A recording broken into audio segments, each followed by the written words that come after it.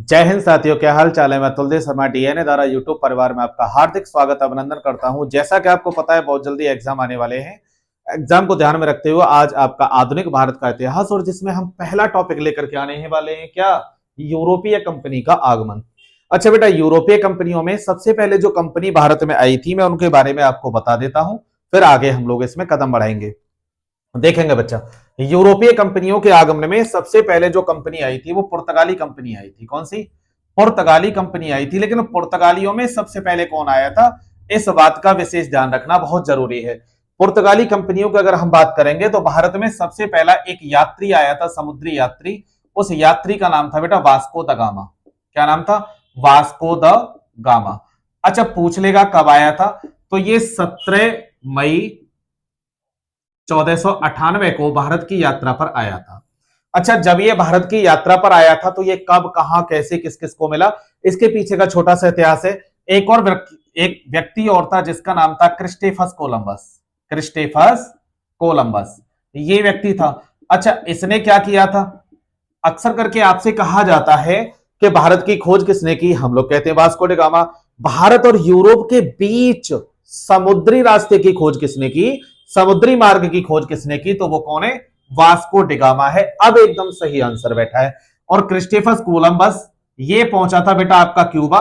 और क्यूबा में जब ये पहुंचा था तो कौन से सन में पहुंचा था? 1492 में। कहा जाता है अमेरिका की खोज किसने की, अमेरिका तो पहले से था, बस एक समुद्री मार्ग का माध्यम बनाया था इन्होंने आयात और निर्यात के लिए। बात समझ पा रहे हैं? तो इसी बात को ध्यान में रखते हुए, अच्छा कई बार एक बार आप लोगों से पूछ लिया जाता है कि थल मार्ग से, कौन सा बेटा? थल मार्ग से भारत की खोज, थल मार्ग से भारत की यात्रा जो की थी किसने की थी? पोर्चुगीज में। तो बेटा उसका नाम था पेड्रो अल्वरेज। क्या नाम था बेटा? पेड्रो अल्वरेज उसका नाम था। बात समझ पा रहे हैं? इसके बाद अगर यदि आपसे पूछ ले कि उत्तमासा अंतरीप, क्या नाम है? उत्तमासा अंतरीप बार्थोलम्यू ने खोज की थी। किसने? बार्थोलम्यू। बार्थोलम्यू ने इसकी खोज की थी। बार्थोलम्यू डियाज इसका पूरा नाम है। क्या नाम है? बार्थोलम्यू डियाज पूरा नाम है। इसने किसकी खोज की, जिसे आप लोग कहते हो Cape of Good Home. Cape of Good Home या गुड होप भी आप लोग बोलते हैं। केप ऑफ गुड होम या गुड होप, यानी इसको हम कहते हैं उत्तमाशा अंतरीप। क्या बोलते हैं बेटा? उत्तमाशा अंतरीप इसको बोला जाता है। तो इसने बार्थोलम्यू डियाज ने केप ऑफ गुड होम या उत्तमाशा अंतरीप की खोज की थी। यहां तक बात समझ में आ रही है? अब हुआ क्या था कि भारत में एक व्यक्ति था, यानी कि हम लोग जो देखते हैं हमारा जो व्यापारिक मार्ग था, जैसे ये हमारा भारत का नक्शा बन गया है बेटा। अब क्या है कि ये तो प्रेजेंट का बनाया है, उस समय का मैं बता रहा हूं। यहां पर जो हमारा जो स्टेट पड़ता है वो कौन सा पड़ता है? गुजरात पड़ता है। कौन सा पड़ता है? गुजरात। अब होता क्या है कि सन 1498 की घटना है, 1498 में यहां से एक गुजराती पथ प्रदर्शक था। कौन सा बेटा? गुजराती पथ प्रदर्शक। अब ये क्या करता था? ये कैप्टन था, यानी कि बहुत बड़ा नाविक था। केप ऑफ गुड होम का ये पूरा सफर जानता था। अब इसकी मुलाकात होती है वास्को डिगामा से, और जब वास्को डिगामा से मुलाकात हुई तो वास्को डिगामा का पथ प्रदर्शक बनके कैप्टन अब्दुल मुनीक, क्या बेटा? कैप्टन अब्दुल मुनीक नाम का व्यक्ति भारत में वास्को डिगामा को लेकर के पहुंचा। किसको लेकर?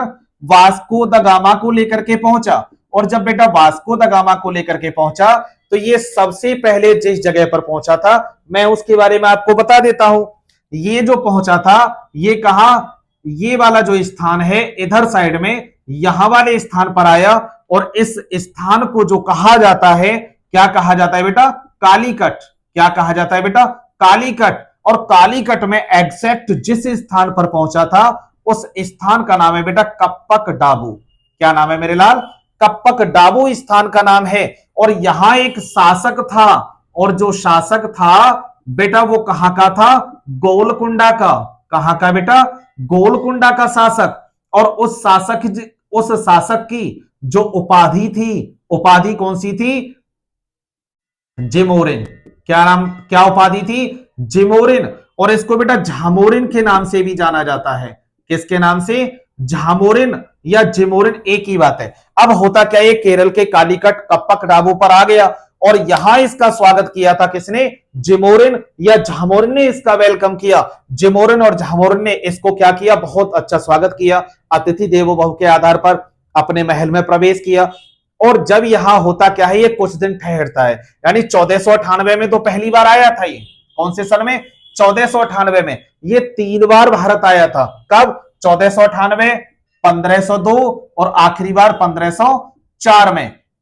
अब जब ये 1498 में भारत आया तो यहां से जब ये गया था तो यहां से ढेर सारे मसाले लेकर के गया, और इतिहासकार ये भी कहते हैं स्वर्ण जवाहरात भी लेकर के गया था, कुछ आभूषण वगैरह सोने के, चांदी के, हीरा मोती ये वाली चीजें लेकर के गया, और बहुत सारे मसाले लेकर के गया था, क्योंकि ये वाला जो एरिया है गरम मसाले के लिए बहुत ज्यादा प्रसिद्ध था, है और रहेगा।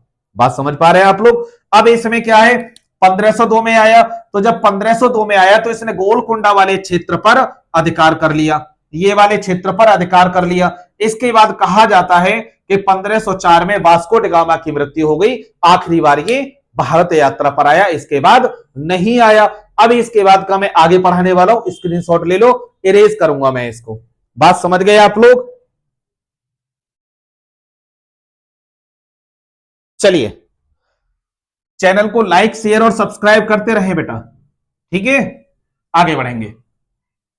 अब इसके बाद होता क्या है कि इन्होंने 1503 में अपनी व्यापारिक कोठी खोली थी पहली, कि इन्होंने, पुर्तगालियों ने, कौन से सन में बेटा, 1503 में। और जो 1503 में जो पहली व्यापारिक कोठी बनाई थी, पहली व्यापारिक कोठी, और बेटा ये जो पहली व्यापारिक कोठी जो बनाई थी कौन सी जगह बनाई थी, कोचीन में। अब यहां जब कोचीन में बनाई तो यहां का एक अलग था, क्योंकि एक व्यक्ति साथ में आया था, उसका नाम था Alfonso de Albuquerque, Alfonso de Albuquerque, Albuquerque. इतिहासकार बताते हैं कि इसने यहां पर कुछ समय तक कमांडिंग संभाली थी, लेकिन बाद में पुर्तगाली गवर्नर बन के जो आया था, प्रथम गवर्नर, क्या बेटा, प्रथम गवर्नर जो बन के आया था वो आया था सन 1505 में, जिसने 1509 तक भारत में रह करके कार्य किया था। अब उसका नाम क्या है, फ्रांसिस्को डी अल्मीडा। क्या नाम है बेटा, फ्रांसिस्को डी अल्मीडा उसका नाम है, फ्रांसिस्को डी अल्मीडा। बात समझ गए।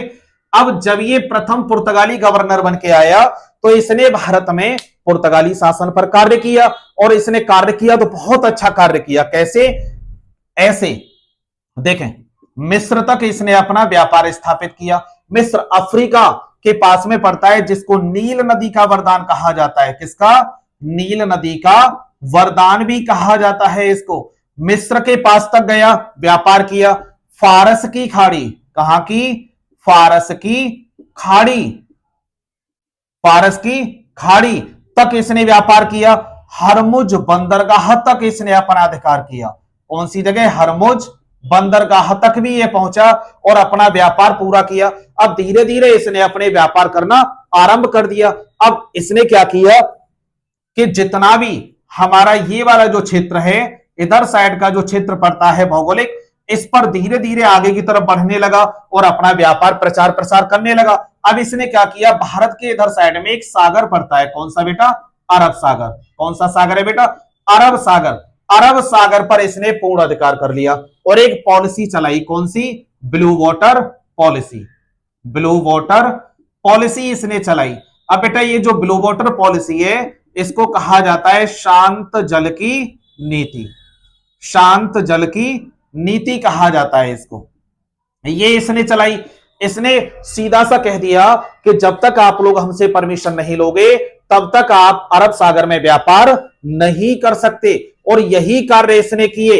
इसके आधार पर इसने काफी और भी काम किए, लेकिन धीरे धीरे होता क्या है, एक समय के साथ ये सिमट कर रह गया। और जब बेटा ये समय के साथ सिमट कर रह गया तो बाद में क्या होता है कि इसके बाद दूसरा व्यक्ति आया भारत में पुर्तगाली गवर्नर बनके, और जो व्यक्ति बनकर के आया था उसका नाम क्या था, अल्फांसो डी अल्बुकर्क। अब बेटा बारी अल्फांसो डी अल्बुकर्क की है। इसको आप लोग स्क्रीनशॉट ले लें मुझे इरेज करके, क्योंकि इसी के बारे में प्रॉपर मैं डिस्कशन करने वाला हूं। चलिए बेटा, चैनल को लाइक शेयर और सब्सक्राइब जरूर कर दें। समझ पा रहे हैं? अब हम लोग आगे बढ़ने वाले हैं। देखिए, इसने तो व्यापार किया था, सब जगह तक पहुंचा था। अब इसके बाद क्या होता है, अल्फांसो डी अल्बुकर्क ने 1509 से लेकर के 1515 तक भारत में दूसरा गवर्नर बन के आया। अब जब ये गवर्नर बन के आया तो इसने क्या किया, मिस्र पर अधिकार कर लिया। किस पर? मिस्र पर। हरमुज बंदरगाह पर अधिकार कर लिया। किस पर? हरमुज बंदरगाह पर अधिकार कर लिया। अब इसके बाद फारस की खाड़ी पर अधिकार कर लिया। फारस की खाड़ी पर अधिकार किया। और साथ में एशिया की सबसे बड़ी मंडी होती थी। किसकी? एशिया की मंडी। और उस मंडी का नाम क्या था मेरे बच्चा? मलक्का। क्या नाम था बेटा? मलक्का पर भी अधिकार कर लिया। और इसने अधिकार किया, पूरी तरीके से अधिकार कर लिया और व्यापार पर एकाधिकार स्थापित कर दिया। दूसरा इसने क्या किया, एक भारत का क्षेत्र पड़ता है जिसका नाम है गोवा। गोवा पर एक व्यक्ति का शासन था जो बीजापुर का शासक था। कहां का? बीजापुर का शासक। बीजापुर का शासक था। यहां पर क्या होता है कि बीजापुर का शासक, उसका नाम है यूसुफ आदिल शाह। क्या नाम है बेटा? यूसुफ आदिल शाह। आदिल शाह सेकंड। यूसुफ आदिल शाह सेकंड को इसने पराजित कर दिया। पराजित करके गोवा पर क्या कर लिया? अधिकार कर लिया। किसने? अल्फांसो डी अल्बुकर्क ने गोवा पर अधिकार कर लिया। और अधिकार करने के बाद इसने एक फरमान जारी किया। क्या? इसने ये फरमान जारी किया कि गोवा में सती प्रथा बंद हो। क्या हो? सती प्रथा बंद करा दी। किसने? अल्फांसो डी अल्बुकर्क ने। अब यहां से और भी क्वेश्चन तो बन सकते हैं। क्वेश्चन ये भी तो बन सकता है कि मुगल शासक कौन था जिसने सती प्रथा का विरोध किया था? तो बेटा, मुगल शासक में अगर मैं बात करूंगा तो वो आपका अकबर था। और अगर नॉर्मली में भारतीय की बात करूंगा तो राजा राम मोहन राय थे। कौन? राजा राम मोहन राय थे। राजा राम मोहन राय। इन्होंने क्या किया, सती प्रथा के खिलाफ आवाज उठाई। और इनका जो साथ दिया था वो उस समय भारत में जो गवर्नर जनरल थे उनका नाम था लॉर्ड विलियम बेंटिक। क्या नाम था? Lord William Bentinck. इन्होंने इसका पूरा साथ दिया था। इनके प्रयासों से राजा राम मोहन राय ने सती प्रथा बंद कराई। कौन सी प्रथा? सती प्रथा बंद कराई। और इसीलिए इसको, किसको बेटा? अल्फांसो डी अल्बुकर्क को राजा राम मोहन राय का, किसका? राजा राम मोहन राय का पूर्वगामी कहा जाता है। मोहन राय का पूर्वगामी किसको कहा जाता है बेटा? किसको? अल्फांसो डी अल्बुकर्क को कहा जाता है। अब एक और चीज इसने क्या किया, अरब सागर में जाने वाले जहाजों के लिए और परमिशन बना दी। वो क्या? ब्लू वाटर पॉलिसी को चेंज कर दिया कार्टज अल्मेडा पॉलिसी। कार्टज अल्मेडा पॉलिसी में। अब ये पॉलिसी क्या थी? इसने क्या किया, इसने सीधा सीधा प्रतिबंध लगा दिया कि अगर यदि अब कोई भारतीय जहाज जाएगा तो वो याद रखे कि हमारी ही परमिशन होगी और हमारे ही जहाज होंगे तभी आयात निर्यात होगा, वरना इंपोर्ट एक्सपोर्ट ट्रेडिंग पर पूरा एकाधिकार कर लिया। और साथ में इसने क्या किया, काली मिर्च, क्या बेटा? काली मिर्च और गोला बारूद, काली मिर्च और गोला बारूद पर प्रतिबंध लगा दिया। किसने बेटा? अल्फांसो डी अल्बुकर्क ने। पूरे क्षेत्र पर एकाधिकार कर लिया। इसलिए कहा जाता है कि पुर्तगाली शक्ति का वास्तविक संस्थापक माना गया। इसे क्या माना गया? वास्तविक संस्थापक माना गया। बेटा ये मोस्ट इंपोर्टेंट क्वेश्चन है, अभी आपके एग्जाम आने वाले हैं, ध्यान रखना, पूछे जा सकते हैं। इसलिए मैं आपको पहले से अलर्ट कर रहा हूं, चैनल को लाइक शेयर और सब्सक्राइब करते रहें, ये करना ना भूलें। ठीक है बेटा? तो इसने क्या किया, ये वास्तविक संस्थापक माना गया किसका? पुर्तगाली शक्ति का। अब इसके बाद इसने 1515 तक कार्य किया, इसके बाद ये भी चला गया। अब क्या होगा, स्क्रीनशॉट लें, आगे बताऊंगा क्या होगा। बढ़ेंगे आगे, देखेंगे, क्यों कंटेंट की कमी थोड़ी ना है, समझ रहे हैं? बस बोर्ड डिजिटल नहीं है, ये भी हो जाएगा, बस साथ देते रहना साथियों, ठीक है ना। अब इसके बाद क्या होता है, अगला व्यक्ति जो आता है उसका नाम होता है नीनो डी कुन्हा। क्या नाम होता है बेटा? Nino de Cunha, Nino de Cunha इसका नाम होता है।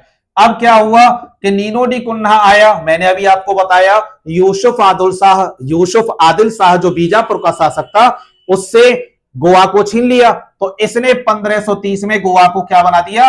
राजधानी। क्या बना? गोवा राजधानी बना डाला इसने।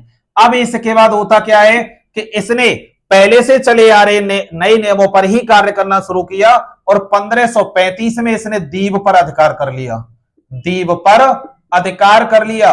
और इसके बाद कहा जाता है कि इसने काफी सुधार करने की कोशिश की, व्यापारिक परिस्थितियां बदली, व्यापारिक शर्तें बदली, लेकिन यह ज्यादा लंबे समय तक नहीं टिक पाया।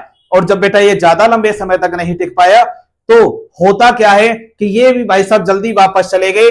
लेकिन कुछ क्वेश्चंस आपके निकल के आते हैं क्या कि पुर्तगालियों की एक राजकुमारी हुआ करती थी और बेटा घटना है सन 1661 की। कौन से सन की? 1661 की। एक युद्ध हुआ था और जो युद्ध हुआ था उसको कहते हैं बेदरा युद्ध। और यहां इनकी एक राजकुमारी थी, किसकी? पुर्तगालियों की। और जो राजकुमारी थी उसका नाम क्या था? ब्रिगेंजा कैथरीन। क्या नाम था? ब्रिगेंजा कैथरीन इसका नाम था। और बेटा ब्रिगेंजा कैथरीन अंतिम राजकुमारी रही भारत में। और उस समय तक चार्ल्स सेकंड, कौन बेटा? चार्ल्स सेकंड, ये अंग्रेज थे जो प्रिंस थे। प्रिंस चार्ल्स सेकंड के साथ ब्रिगेंजा कैथरीन का क्या हो जाता है? विवाह हो जाता है। और जब इसका विवाह हो जाता है तो विवाह के बाद ब्रिगेंजा कैथरीन ने इसको क्या दहेज में दे दिया? बंबई दहेज में दे दिया। और जब बंबई दहेज में दिया तो बंबई दहेज में देने के बाद होता क्या है कि पूरी तरीके से अधिकार छिन जाता है इन लोगों का। और बेदरा के युद्ध में पोर्चुगीज पूरी तरीके से हार जाते हैं। और जो पोर्चुगीज हार जाते हैं तो उसके बाद अंग्रेजों का किस पर अधिकार हो जाता है? भारत की रियासत पर पूर्ण रूप से अधिकार हो जाता है। बात समझ पा रहे हैं? अब मैं बोलूंगा कि पुर्तगालियों की देन। क्या बेटा? पुर्तगालियों की देन। पुर्तगालियों की देन, देन क्या रही? एक तो बेटा प्रेस की स्थापना करवाई इन्होंने। किसकी? प्रेस की स्थापना करवाई। बात समझ पा रहे हैं? देन इसके बाद आलू, टमाटर, ठीक, बादाम, अखरोट, बादाम, अखरोट, पिस्ता, काजू, ये वाली जो चीजें हैं किसकी देन है? पुर्तगालियों की देन है। बिल्कुल मैं सही बता रहा हूं, इसमें कोई दो राय नहीं है। अब इन लोगों ने मिलकर के भारत में और भी सत्ता स्थापित करने की कोशिश की, लेकिन बेदरा के अंतिम युद्ध में परिणाम यह रहा कि पोर्चुगीज हार गए। और जब पोर्चुगीज हार गए तो वापस चले गए, बाद में फिर अंग्रेजों का शासन रहा। अगला टॉपिक जो मैं लेकर के आऊंगा वो कौन सा लेकर के आऊंगा? डच। तो डच शक्तियों के बारे में हम लोग पढ़ेंगे नेक्स्ट क्लास में। आप लोगों को मैंने कम क्लास में कम समय में पूरा कंटेंट दिया है। नेक्स्ट क्लास के लिए चैनल को सब्सक्राइब करें, लाइक करें, वीडियो को शेयर करें। आप लोग अपना ख्याल रखें। जय हिंद, जय भारत।